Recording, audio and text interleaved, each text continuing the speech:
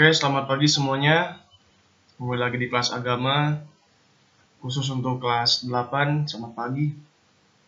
Apa kabar semuanya? Semoga semuanya sehat-sehat dan baik-baik saja. Pada pagi hari ini kita akan mempelajari satu topik yang menarik tentang kealahan Yesus.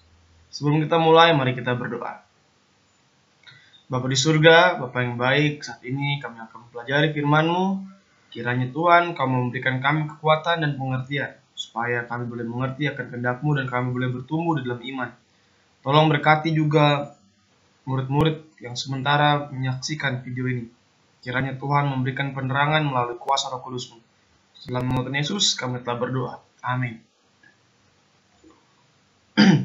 Saat ini kita akan mempelajari tentang sebuah tindakan-tindakan mukjizat. Kalau kita nonton film superhero, kita bilang seseorang adalah superhero ketika orang itu bisa melakukan tindakan-tindakan yang hebat. Contohnya, kalau Superman, dia bisa terbang, kebal peluru, menyelamatkan orang. Oleh karena itu kita sebut dia sebagai superhero.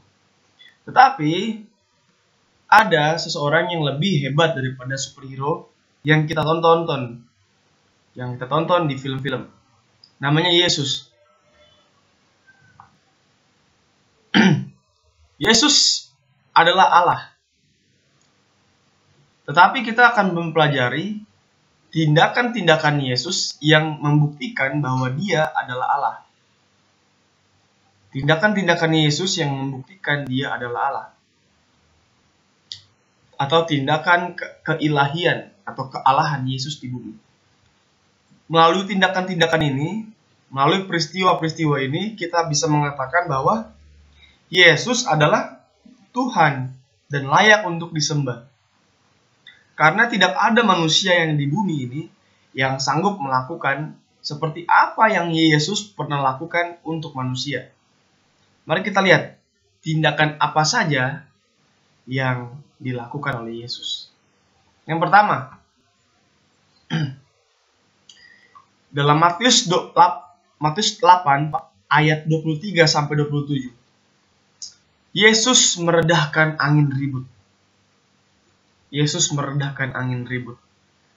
Pertanyaannya, kenapa Yesus bisa meredahkan angin ribut? Kenapa? Jawabannya simpel saja. Karena Yesus adalah pencipta langit dan bumi.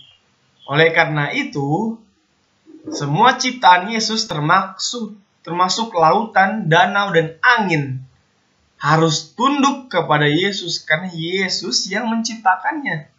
Oleh karena itu, Yesus sanggup meredakan angin ribut karena Yesus yang menciptakan bumi.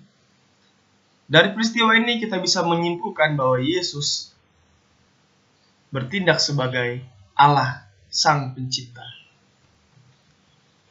Nah, dalam Yohanes pasal 11 ayat 1 sampai 44 diceritakan bahwa Yesus membangkitkan Lazarus yang mati sudah 3 hari.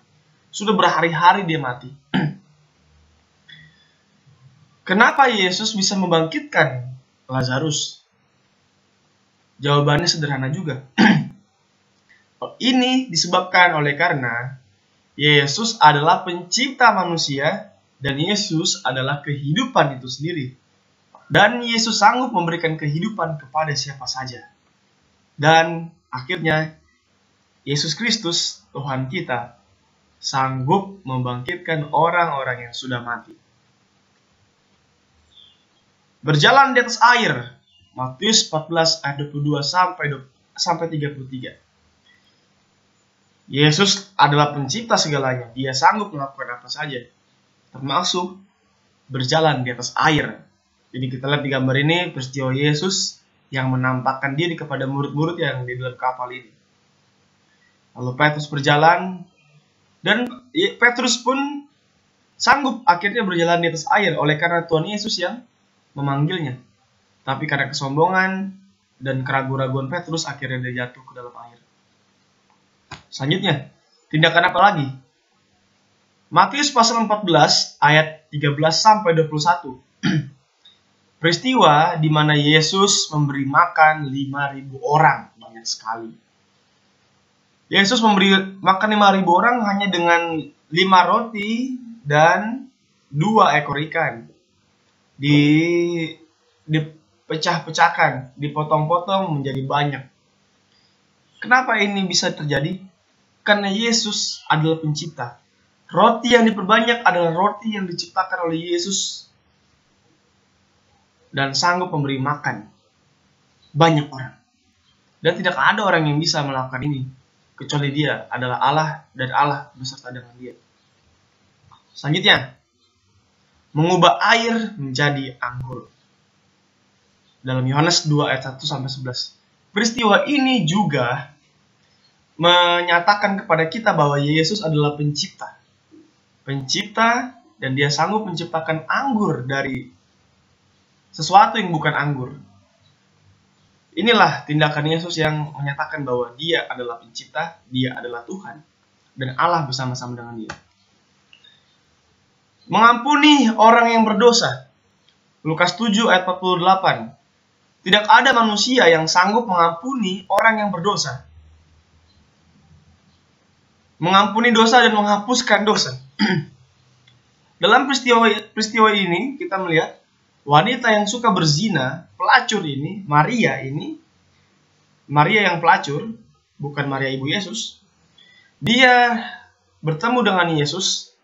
Orang-orang hendak ingin melempari dia dengan batu karena dia telah melakukan perzinahan, dan itu adalah hal yang najis.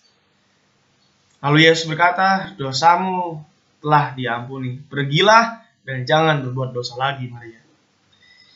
Hanya Tuhan yang layak dan sanggup dan bisa mengampuni dosa.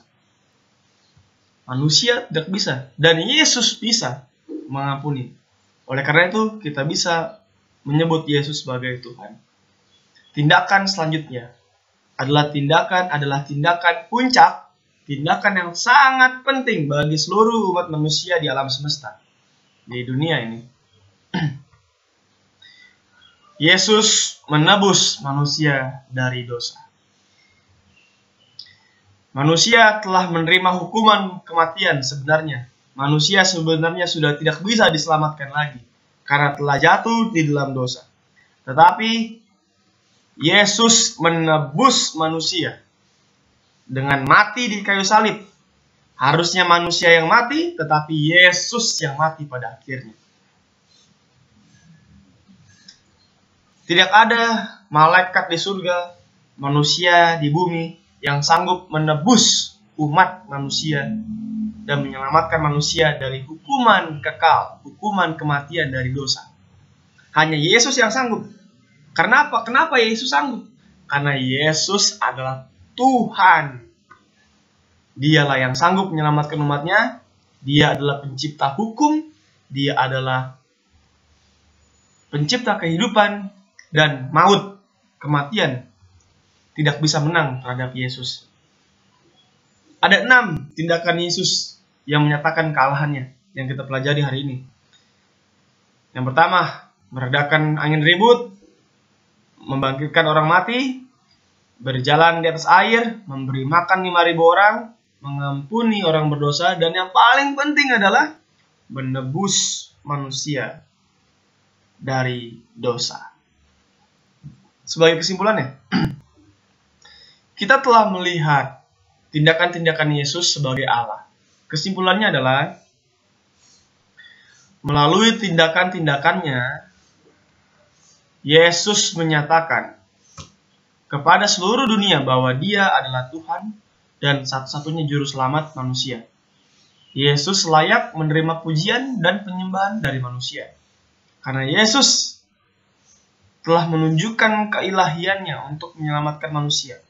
Banyak tindakan-tindakan yang dilakukan Yesus.